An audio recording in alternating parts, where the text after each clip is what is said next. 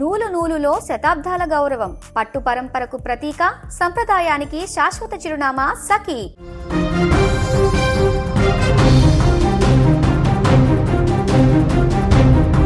రెండు దశాబ్దాల ముఖ్యమంత్రి ప్రయాణం, దేశంలోనే అత్యంత సీనియర్ అయినటువంటి పొలిటీషియన్, ప్రస్తుతం రాష్ట్రానికి ముఖ్యమంత్రిగా ఉన్నటువంటి ఆ కీలక నేత ఎందుకు రాజీనామా చేస్తున్నారు? అతను తలుచుకుంటే సింహాసనాలు కదులుతాయి, ఆయన అడుగులు వేస్తే రాజకీయ సమీకరణాలు తలకిందులవుతాయి. బీహార్ రాజకీయాలలో ఒక శకం ముగియబోతుందా? సుశాసన్ బాబుగా పేరు తెచ్చుకున్నటువంటి నితీష్ కుమార్ తన 20 ఏళ్ల ముఖ్యమంత్రి ప్రస్థానానికి స్వస్తి పలకబోతున్నారా? రాజ్యసభ నామినేషన్ వెనుక ఉన్న అసలు మాస్టర్ ప్లాన్ ఏంటి? బీహార్ పీఠంపై తొలిసారి బీజేపీ జెండా ఎగరబోతుందా?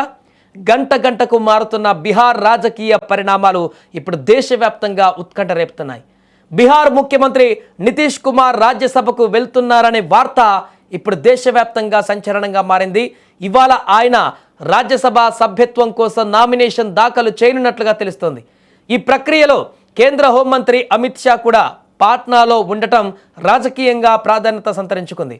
నితీష్ కుమార్ రాజ్యసభకు వెళ్ళడం అంటే ఆయన ముఖ్యమంత్రి పదవికి రాజీనామా చేయాల్సి ఉంటుంది. ఇది జరిగితే బీహార్ రాజకీయాలలో ఒక పెను మార్పు చోటు చేసుకున్నట్లే. నితీష్ కుమార్ అంటే ఒక సాధారణ నాయకుడు కాదు, రాజకీయాలలో యూటర్న్లకు బ్రాండ్ అంబాసిడర్. 1985లో ఎమ్మెల్యేగా ప్రస్థానం మొదలుపెట్టిన ఆయన ఏకంగా 10 సార్లు ముఖ్యమంత్రిగా ప్రమాణ స్వీకారం చేసి రికార్డు సృష్టించారు. 2005 నుంచి బీహార్ రాజకీయాలను తన కనుసన్నల్లో నడిపిస్తున్నారు. ఎన్డీఏ నుంచి మహాగఠబంధన్ వరకు, మళ్ళీ అక్కడి నుంచి ఎన్డీఏ వరకు ఆయన చేసిన ప్రయాణం అద్భుతం. ఒకప్పుడు రైల్వే శాఖ మంత్రిగా దేశం మెచ్చిన సంస్కరణలు తెచ్చిన నితీష్ బీహార్కు వికాస్ పురుషిగా మారారు.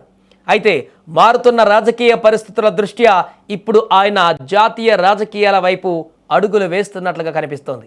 మరి నితీష్ కుమార్ తప్పుకుంటే బీహార్ తదుపరి ముఖ్యమంత్రి ఎవరు అనేది ఇప్పుడు $1 మిలియన్ ప్రశ్నగా మారింది. ప్రస్తుతం బీహార్ అసెంబ్లీలో 89 సీట్లతో బీజేపీ అతిపెద్ద పార్టీగా ఉంది. దీంతో ఈసారి ముఖ్యమంత్రి పీఠాన్ని బీజేపీ కైవసం చేసుకునే అవకాశాలు మెండుగా ఉన్నాయి. సామ్రాట్ చౌదరి లేదా విజయ్ కుమార్ సిన్హాలను పేర్లు ప్రముఖంగా వినిపిస్తున్నాయి. ఇప్పుడు మరోవైపు నితీష్ కుమార్ వారసుడిగా ఆయన కుమారుడు నిశాంత్ కుమార్ రాజకీయ అరంగేట్రం చేయబోతున్నారనే వార్తలు కూడా జేడీయూ వర్గాలలో కలకలం రేపుతున్నాయి. నిశాంత్ కుమార్కు ఉప ముఖ్యమంత్రి పదవి ఇచ్చేలా బీజేపీ జేడీయూ మధ్య ఒప్పందం కూడా కుదిరినట్లుగా తెలుస్తోంది. ఏది ఏమైనా నితీష్ కుమార్ లేని బీహార్ అసెంబ్లీని ఊహించడం కష్టమే. చదరంగంలో ఎప్పుడు ఏ పావును ఎలా కదపాలో తెలిసినటువంటి నితీష్ ఇప్పుడు రాజ్యసభకు వెళ్ళి ఎలాంటి వ్యూహాలు రచిస్తారో చూడాలి. మరికొద్ది గంటల్లో బీహార్ రాజకీయం పైన ఒక స్పష్టత వచ్చేటువంటి అవకాశం ఉంది.